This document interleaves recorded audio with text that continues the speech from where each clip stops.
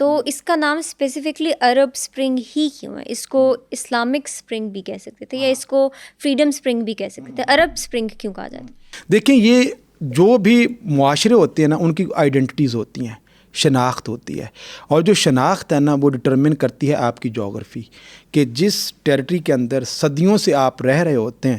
Like افریقہ کو gift of Nile کہا جاتا ہے، کیونکہ دریا تھا، دریا کے کناروں پہ جنگلوں سے لوگ نکلے، وہاں پہ آ کے رہنا شروع کر دیا، وہیں پہ انہوں نے اپنے گھر بنا لیے، گھر بنائے تو دوسروں نے بھی گھر بنا لیا، تیسروں نے بھی گھر بنا لیا، تو چھوٹی سی بستی بن گئی، بستی سے قصبے، قصبے سے شہر، شہروں سے وہ ایک پورے کا پورا ملک، اور وہیں سے لوگوں کا رہن سہن، تہذیب، کلچر، ثقافت، رائٹ اینڈ رانگ کے concepts, value system, belief system, moralities, وہ ساری کی ساری فارم اپ ہوتی جاتی ہیں.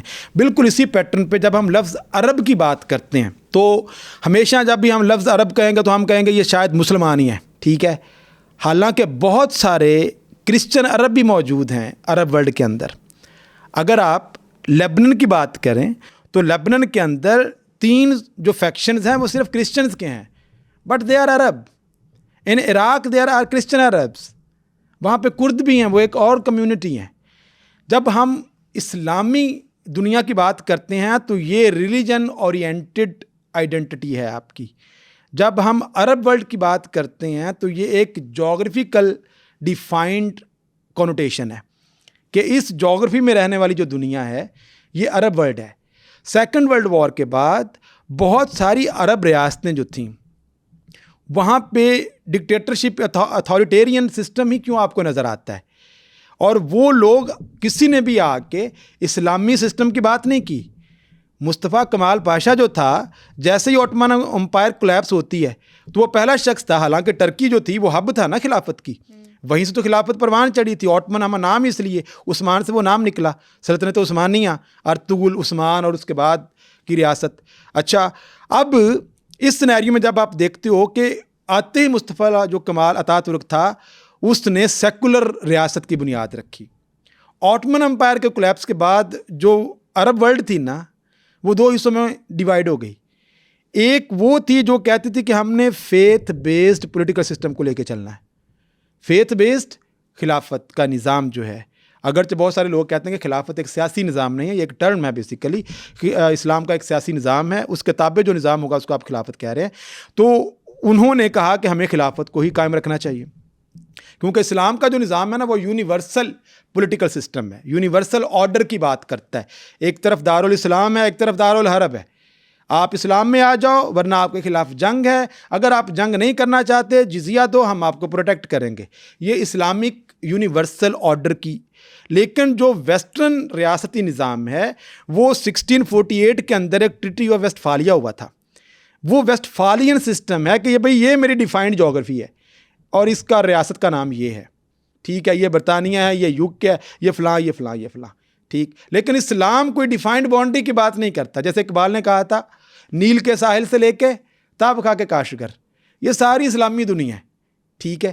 تو اب ایک طبقہ تو وہ تھا جس نے کہا کہ ہم نے خلافت والے نظام پہ ہی چلنا ہے. دوسرا طبقہ وہ تھا جس نے کہا کہ دیکھیں ہمیں، کیونکہ ہم لوزرز ہیں، ہم فرسٹ ورلڈ وار میں جو ہے وہ ہماری خلافت جو ہے وہ ڈسمنٹل ہو چکی ہے، لہٰذا ہمیں مغرب کا جو ریاستی نظام ہے اس کو اڈاپٹ کرنا چاہیے جو کہ ڈیفائنڈ ٹیریٹریز کی بات کرتا ہے، ٹھیک ہے. تو پھر بہت سارے آپ کو پھر اسلامی ممالک جو ہیں وہ ویسٹرن جو نیشن سٹیٹ سسٹم ہے یا ٹیریٹوریل سٹیٹ سسٹم جس کو آپ کہتے ہیں اس کی طرف اپنی اپنی باؤنڈریز بنا لیتا ہے. اور فرانس اور برطانیہ نے آ کے جو اس میں باؤنڈریز لگائیں وہ ایڈمنسٹریٹو بنیادوں پہ لگائی تھیں، وہ لسانیت کی بنیاد پر یا سیکٹیرین کی بنیاد پر یا لینگویج یا آئیڈینٹی کی بنیاد پر نہیں لگائی تھیں. انہوں نے کہا تو یہ میں ایڈمنسٹریٹو کرنا، یہاں پہ آئل کے کنویں ہیں تو اس کو میں پکڑ لیتا ہوں، یہاں پہ سویز کینال ہے تو اس کو میں دیکھ لیتا ہوں، اپنے اپنے انٹرسٹ کو دیکھتے ہوئے. تو اس لیے عرب ورلڈ کے اندر بہت سارے دیگر مذاہب کے لوگ بھی ہیں، ٹھیک ہے. تو ہر عرب ہونے کا مطلب یہ نہیں ہے کہ وہ مسلمان ہی ہوں گے. ہاں، جب لفظ آپ اسلامک ورلڈ استعمال کرتے ہیں تو اس میں عرب ورلڈ کے اسلامی ملک بھی آ جاتے ہیں جو مسلمان کنٹری ہیں اور عرب ہیں، اور وہ بھی آ جاتے ہیں جو عرب نہیں ہیں لیکن اسلامی ہیں، ٹھیک ہے. انڈونیشیا سے لے کے پاکستان تک کی ایک پٹی آپ کو نظر آتی ہے، ٹھیک ہے, جہاں پہ عجم اور عرب اور عجم جیسے آپ کہتے ہو, ایک عرب ہے ایک نان عرب ہے, ایک وہ جگہ جہاں پہ عربی بولی جاتی ہے, ایک وہ جگہ جہاں پہ عربی نہیں بولی جاتی ہے. تو یہ ساری کی ساری دنیا جو ہے وہ اسلامی دنیا ہے. اب یہ جو مڈل ایسٹ کے ایشو ہیں, فلسطین کا فار ایگزامپل جو ایشو ہے, یہ عرب اسرائیل کانفلکٹ ہے. It is not Arab Islamic conflict. 1979 کے اندر جب ایرانین ریولوشن آتا ہے تو اس وقت یاسر عرفات دورہ کرتے ہیں ایران کا, اور وہاں پہ اس وقت خمینی صاحب یہ کہتے ہیں, جو کہ سپریم لیڈر ہیں ایران کے, یاسر عرفات کو, کہ آپ اس کو عرب کانفلکٹ نہ کہیں, اس کو اسلامک کانفلکٹ کی ٹرم استعمال کریں, تاکہ ہم جو نان عرب کنٹریز ہیں وہ بھی اس کاز کے اندر فلسطین کو آزاد کرانے کے لیے ایفرٹ کر سکیں یا اپنی ان پٹ دے سکیں. ٹھیک ہے. پھر ایک بات پارٹی آپ کو نظر آتی ہے, باتھزم. آپ کو پتہ ہے کہ 1959 سے لے کے 1961 تک آپ کا جو ایجپٹ جو تھا اور آپ کی جو سیرین گورنمنٹ تھی, ان دونوں نے آپس میں کنفیڈریشن بنا لی تھی. ٹھیک ہے. کنفیڈریشن کا مطلب کہ دو ریاستیں ہیں لیکن ایک ریاست اب کہلائے گی. ٹھیک, لیکن بعد میں یہ پھر علیحدہ علیحدہ ہو جاتے ہیں. تو باتھ پارٹی عراق میں بھی آپ کو نظر آتی ہے. صدام حسین بھی باتھ پارٹی کا ریپریزنٹیٹیو ہے. ادھر سے آپ کو جو ڈکٹیٹرز, ادھر جمال عبد الناصر جو تھا ایجپٹ کے اندر, وہ بھی باتھ پارٹی کا ڈکٹیٹر تھا. اور دیگر جو آپ سیریا کے اندر جو بشار الاسد ہے وہ بھی باتھ پارٹی, مطلب باتھ پارٹی کا مطلب سیکولر پارٹی جو ہے. ٹھیک ہے. یہ اسلامی یا مذہبی بنیادوں کے اوپر حکومت نہیں ہوتی یہاں پہ, کیونکہ یہ ملٹی کلچرل کمیونٹیز ہیں, ساری کی ساری ملٹی ایتھنک کمیونٹیز ہیں. اگر ہم کسی اسلامی حکومت قائم کریں گے تو یہ ہمارا جو معاشرتی سیٹ اپ ہے وہ اس کو سپورٹ نہیں کرتا. لہٰذا یہاں پہ سیکولر گورنمنٹ ہونی چاہیے, تاکہ وہاں پہ چاہے اہل تشیع ہیں, چاہے سنی ہیں, چاہے عیسائی ہیں, یہودی ہیں, تمام کمیونٹیز جو ہیں وہ پرپورشنل ڈیموکریسیز کی بیسس پہ حکومت کا حصہ بن سکیں. ٹھیک ہے. تو یہ وہ ڈسٹنکشن ہے جو اسلامک ورلڈ میں اور عرب ورلڈ میں تخصیص کرتی ہے. اور عرب ورلڈ کی جب آپ بات کرتے ہو نا, تو سوئز کینال کا ایک ایشو ہوا تھا 1956 میں.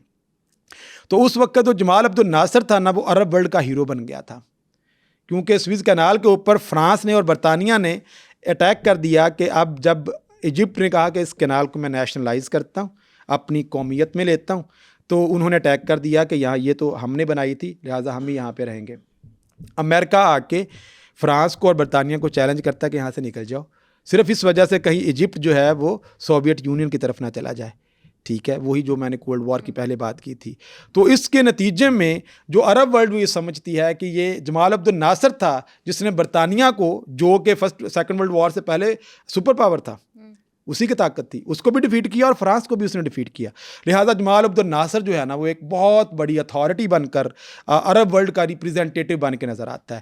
پھر آپ کو 1970 میں ادھر حافظ الاسد شام میں نظر آتا ہے, اور صدام حسین جو ہے وہ عراق میں نظر آتا ہے. پھر آپ کو 1945 کے اندر OIC بنتی عرب لیگ بنتی ہوئی نظر آتی ہے.